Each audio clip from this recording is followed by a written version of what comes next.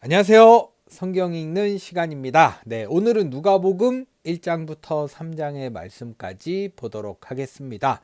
사복음서 내용이 똑같은데 뭔가 조금씩 다른 그런 게 있는 것 같아요. 그런 거 찾는 재미도 있으니까 같이 한번 누가복음 1장부터 같이 한번 보도록 하겠습니다. 그럼 먼저 누가복음 1장 보겠습니다.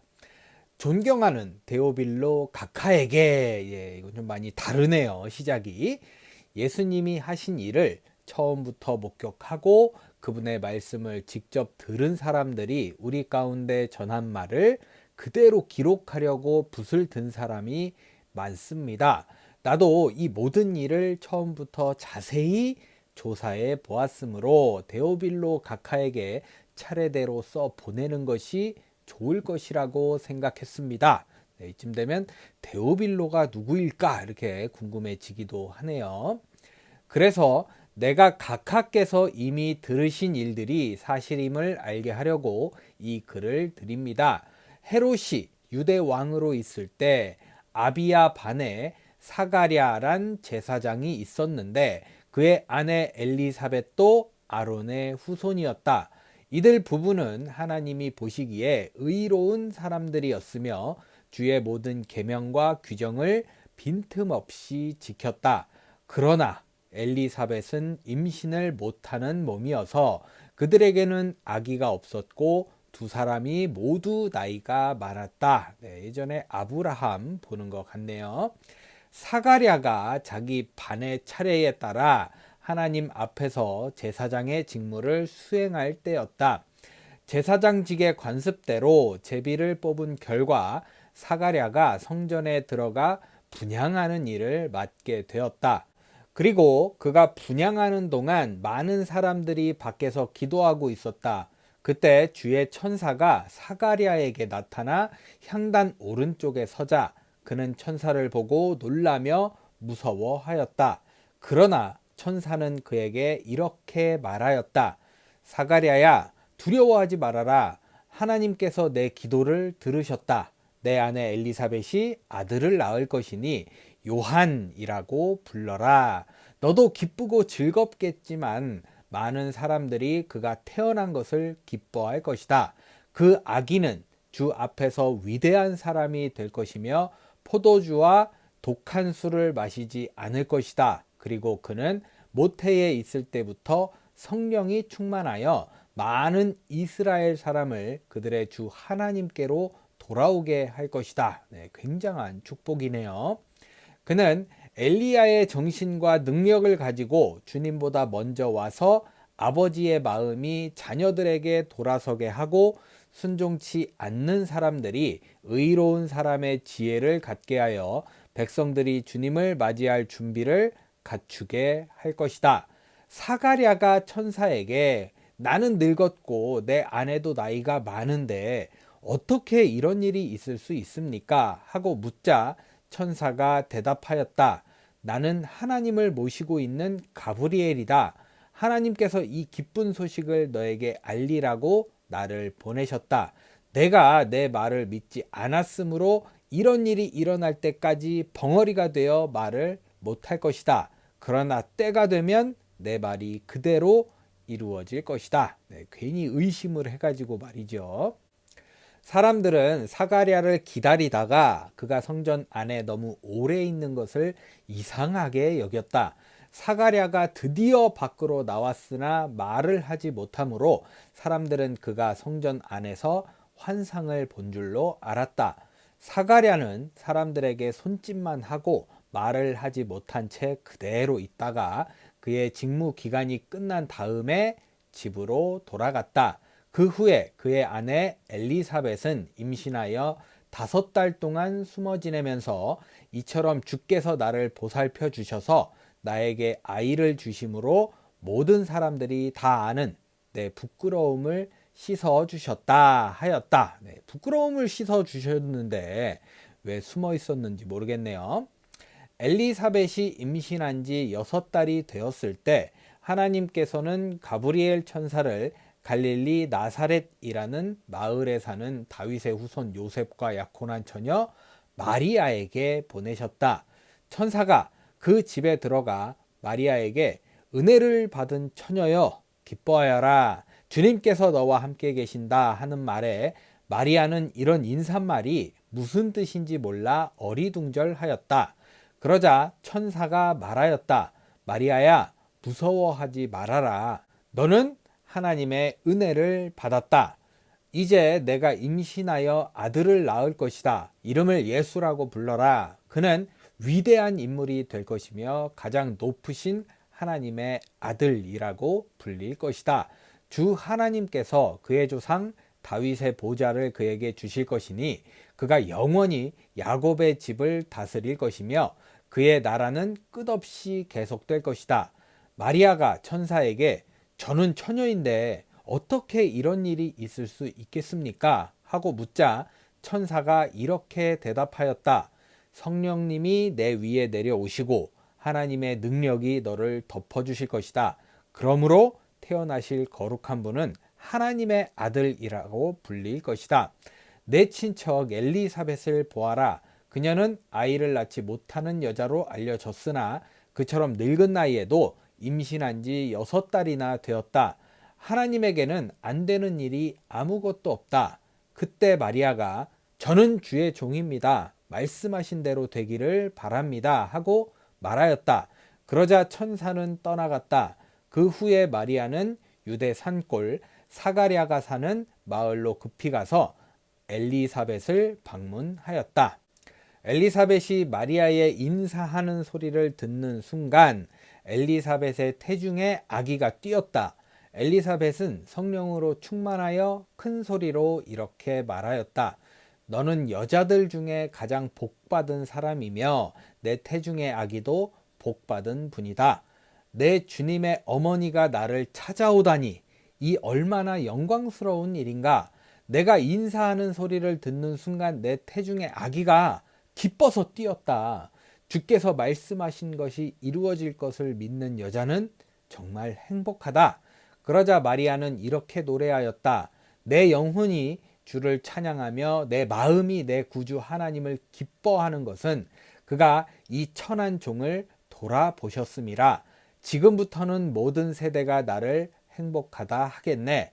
능력 있는 분이 나를 위해 큰 일을 하셨으니 그의 이름 거룩하여라. 그를 두려워하는 사람들에게 자손 대대로 자비를 베푸시는구나. 그가 권능의 팔을 펴서 교만한 자들을 흩으시고 권력자들을 높은 자리에서 끌어내리셨지만 낮고 천한 사람들은 높여주셨네. 굶주린 사람들에게는 좋은 것으로 배불리 먹이셨으나 부자들은 빈손으로 보내셨네. 그의 종 이스라엘에게 자비 베푸는 것을 잊지 않으시고 기억하여 그를 도우셨으니 우리 조상들에게 말씀하신 대로 아브라함과 그 후손에게 하신 영원한 약속이었네. 마리아는 엘리사벳의 집에서 3달 동안 지내다가 자기 집으로 돌아갔다. 엘리사벳은 달이 차서 아들을 낳았다. 이웃과 친척들은 주님께서 엘리사벳에게 큰 자비를 베푸셨다는 소식을 듣고 함께 기뻐하였다. 아기가 난 지 8일 만에 할례식이 베풀어졌다. 식에 참석한 사람들은 아버지의 이름을 따서 아기 이름을 사가랴로 부르려고 하였다. 그러나 아기 어머니는 아니요, 요한이라고 불러야 합니다 하고 대답하였다. 사람들이 친척 중에는 이런 이름을 가진 사람이 없는데 하며 사가랴에게 손짓으로 아기 이름을 무엇라고 지었으면 좋겠느냐고 물어봤다. 사가랴가 필기도구를 달라고 하여 아기 이름을 요한이라고 쓰자 사람들은 모두 놀랐다. 바로 그 순간에 사가랴의 입이 열리고 혀가 풀려서 말을 하게 되어 하나님을 찬양하였다. 그래서 이웃 사람들이 다 두려워하였고 또 이 소문은 온 유대 산골에 쫙 퍼졌다. 그리고 듣는 사람마다 모두 이 말을 마음에 새기며 이 아기가 앞으로 어떤 사람이 될까 하고 말했는데 이것은 주의 손길이 그 아기와 함께 하였기 때문이었다. 아기 아버지 사가랴는 성령님의 감동을 받아 이렇게 예언하였다. 이스라엘의 주 하나님을 찬양하여라. 그가 오셔서 자기 백성을 죄에서 건져주셨고 그의 종 다윗의 집에서 우리를 위하여 구원의 주를 일으키셨으니 오래전에 그의 거룩한 예언자들을 통해 말씀하신 대로 우리 원수들과 우리를 미워하는 모든 사람들의 손에서 우리를 구원하는 구원이라. 그가 우리 조상들에게 자비를 베풀고 그의 거룩한 계약을 기억하겠다고 말씀하셨으며 우리 조상 아브라함에게 엄숙하게 맹세하심으로 우리를 원수들의 손에서 구해내고 우리가 주 앞에서 일평생 두려움 없이 거룩함과 의로움으로 주를 섬기게 하겠다고 약속하셨다. 아가야, 너는 가장 높으신 하나님의 예언자가 될 것이다. 너는 주님보다 미리 와서 그의 길을 준비하여라. 죄를 용서받음으로써 얻는 구원의 길을 그의 백성들에게 전할 것이다.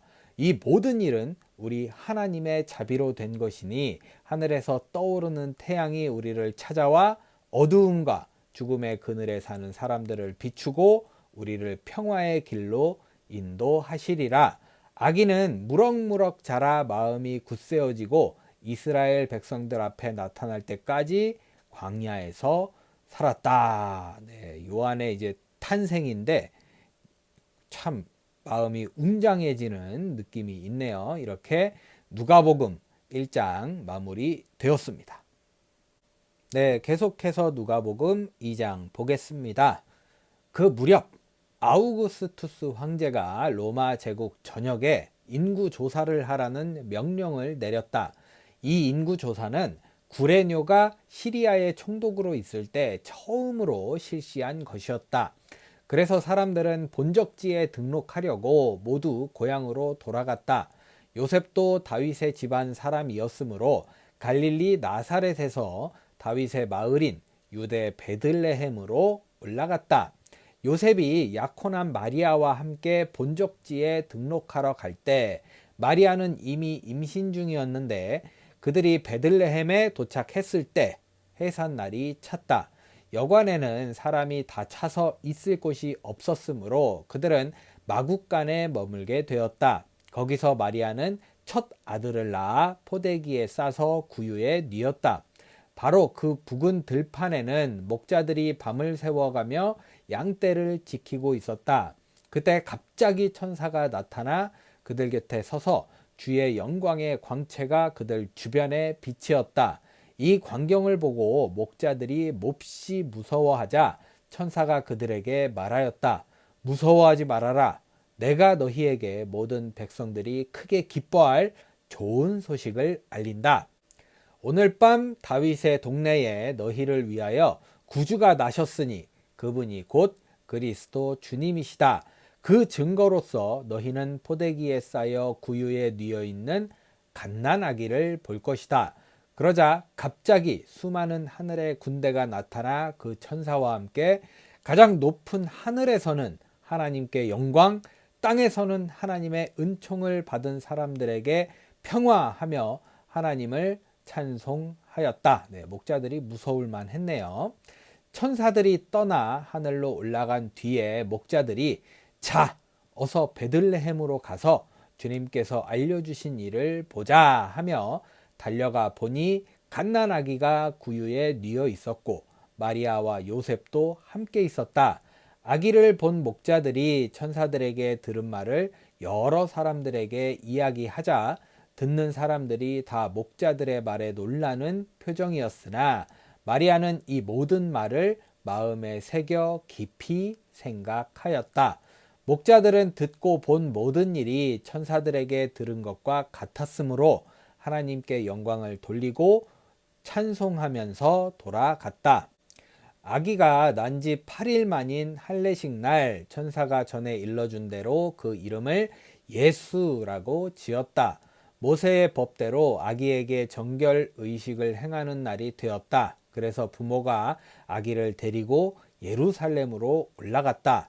이것은 주님의 율법에 첫 아들을 거룩하게 구별하여 주께 드려라 하고 기록된 말씀대로 아기를 주님께 드리고 또 주님의 율법에 말씀하신 대로 산비둘기 2마리나 집비둘기 새끼 2마리로 제사를 드리기 위해서였다. 그때 예루살렘에 시므온이란 의롭고 경건한 사람이 살고 있었다. 그는 함께 계신 성령님으로부터 살아서 그리스도를 배울 것이라는 계시를 받고 이스라엘의 위로가 되실 그분을 간절히 기다리고 있었다. 시므온이 성령님의 인도로 성전에 들어가자 마침 부모가 정결 의식을 행하려고 아기 예수를 데리고 들어왔다. 시므온은 아기를 안고 이렇게 하나님을 찬양하였다. 주권자이신 주님, 이제는 약속하신 대로 이 종을 놓아주셔서 내가 평안히 떠날 수 있게 되었습니다.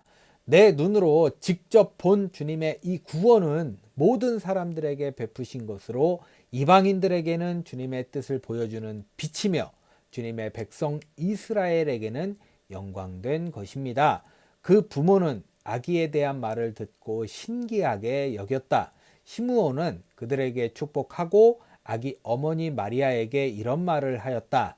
이 아기는 하나님이 세우신 자입니다. 많은 이스라엘 사람들은 이 아기를 믿지 않아 망하기도 하고 믿어서 구원을 받기도 할 것입니다. 그리고 이 아기는 사람들의 비난의 대상이 될 것이며 그때 당신은 마치 예리한 칼에 찔리듯 마음이 아플 것입니다. 그러나 그들의 숨겨진 생각은 다 드러날 것입니다. 또 안나라는 나이 많은 예언자가 있었다. 그녀는 아셀 지파에 속한 바누엘의 딸이었는데 결혼하여 7년 동안 살다가 과부가 되었다. 그로부터 그녀는 84살이 되기까지 성전을 떠나지 않고 밤낮 금식하고 기도하며 하나님을 섬겼다. 마침 이 시간에 그녀는 성전에 들어와서 하나님께 감사를 드리고 구세주를 기다리는 모든 사람에게 아기 예수님에 대한 이야기를 해주었다. 아기의 부모는 율법에 따라 모든 의식을 마치고 고향인 갈릴리 나사렛으로 돌아갔다. 아기는 하나님의 은혜 가운데서 무럭무럭 자라나 튼튼해지고 지혜가 넘쳤다. 네, 뭔가 굉장히 귀엽고 든든하고 예쁜 것 같네요. 해마다 6월절이 되면 예수님의 부모는 예루살렘으로 올라갔다. 예수님이 12살 되던 해에도 그들은 전과 같이 예루살렘으로 올라갔다. 명절 기간이 끝나고 집으로 돌아갈 때 어린 예수님은 예루살렘에 그냥 머물러 있었다. 부모는 이것도 모르고 예수님이 일행 가운데 있으려니 하고 하룻길을 간 후에 친척들과 아는 사람들 가운데서 찾아보았다. 그러나 찾지 못하자 그들은 예수님을 찾으러 예루살렘으로 되돌아갔다. 예나 지금이나 애기들 잃어버리는 거는 마찬가지네요. 그들은 3일 후에 성전에서 예수님을 만났다.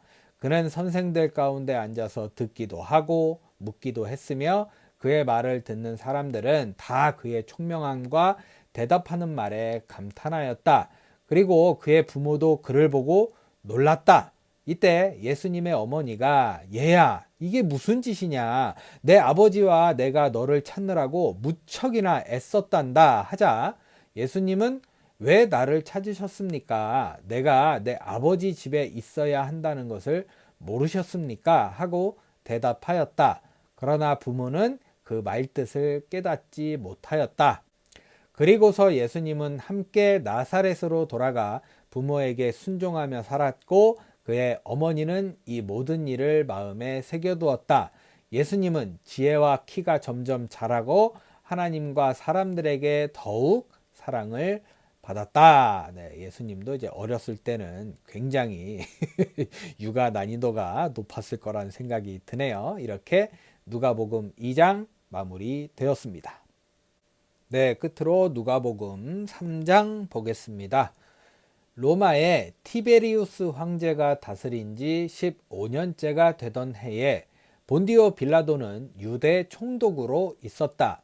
그리고 헤롯은 갈릴리 지방의 왕으로 그의 형제 빌립은 이두레와 드라고닛 지방의 왕으로 루사니아는 아빌레네 지방의 왕으로 있었으며 안나스와 가야바는 대제사장으로 있었다. 네, 뭔가 굉장히 익숙한 이름들이네요.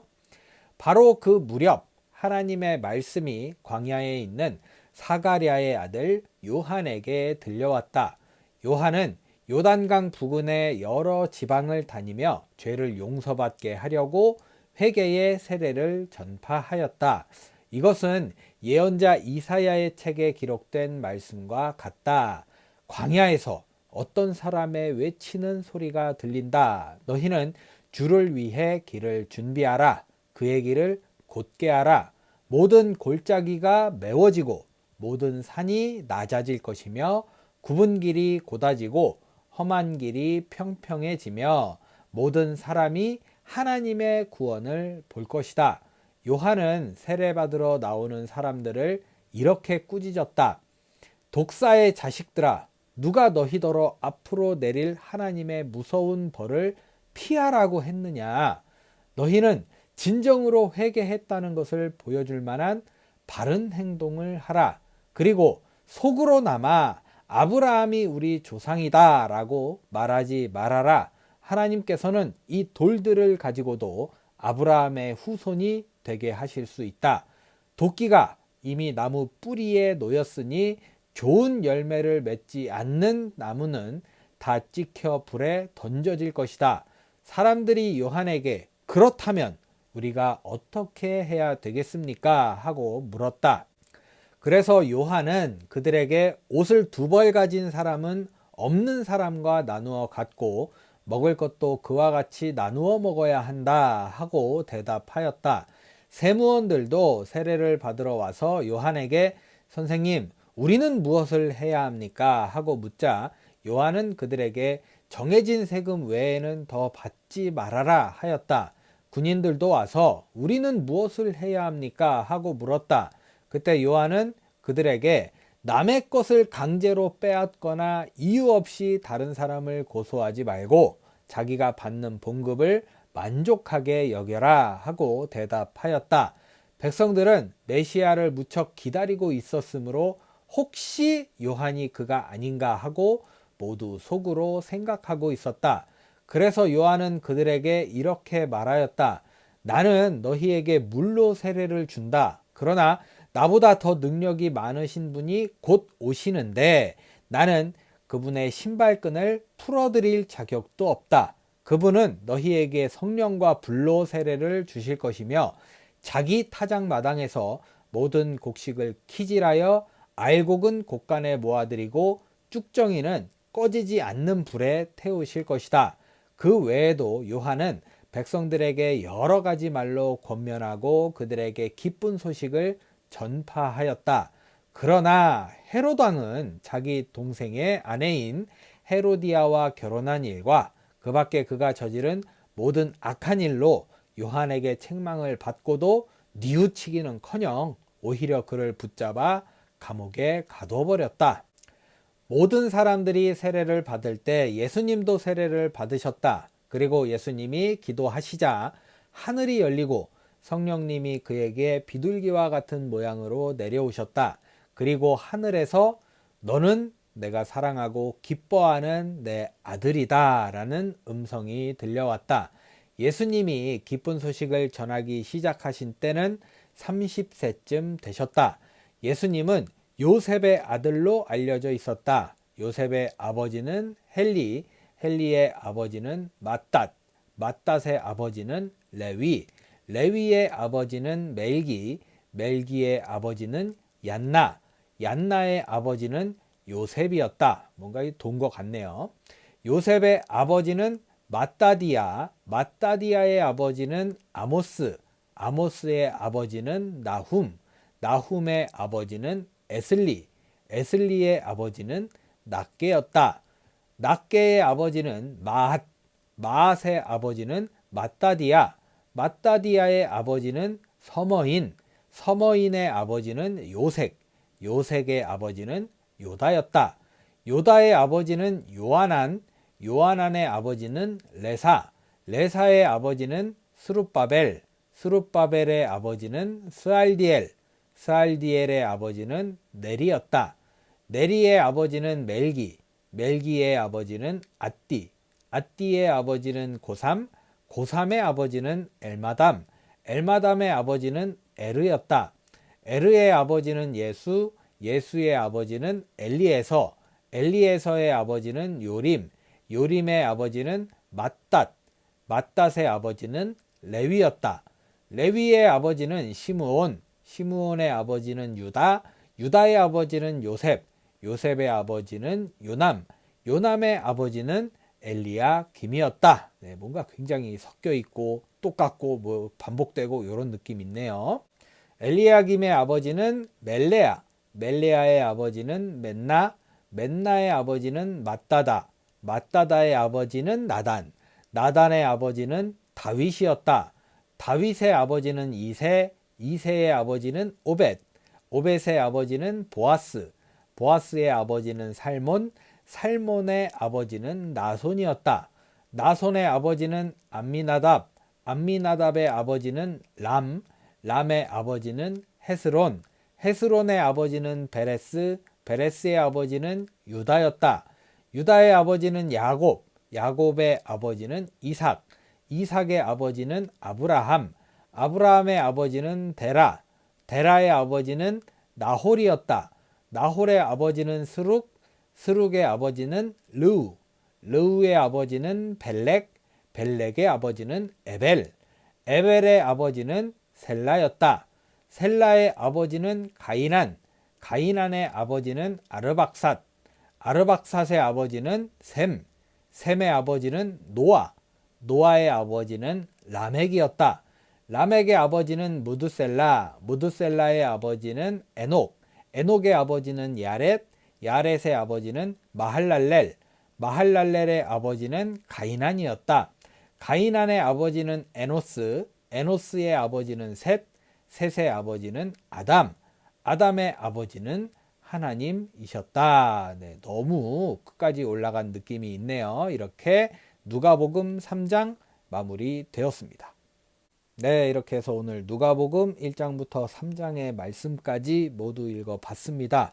네, 마지막은 거의 뭐 래퍼가 필요할 만큼 촥촥촥촥 읽어야 되는 수준이었네요. 그리고 보면 예수님과 요한의 이제 탄생에 대해서 쭉 나오는데 참 부모님 입장에서 얼마나 좋았을까. 요한 같은 경우는 엄청난 축복을 쫙 받고 태어나잖아요. 네, 너무 기쁘고 좋았겠다. 그리고 애기 얼마나 귀여워요. 애기들은 항상 귀엽잖아요. 예수님의 그런 어렸을 적 모습이 살짝 보였는데 그래도 참 사랑받고 무럭무럭 자랐다는 말이 얼마나 귀엽고 그런지 참 예수님도 한 요만했을 때가 있지 않았을까 그런 생각이 들면서 참 부럽다 이런 생각도 한쪽으로 들었던 것 같습니다. 네, 모쪼록 여러분들 오늘 복된 하루 잘 보내시고요. 네, 우리 주변에도 그렇지만 부러워만 하지 말고 노력을 좀 해야 되지 않을까라는 고민을 하게 되는 하루 보내셨으면 좋겠다라는 생각이 들었습니다. 네, 저는 내일 누가복음 4장부터 6장의 말씀까지 들고 찾아오도록 하겠습니다. 오늘도 함께 해주신 여러분 감사합니다.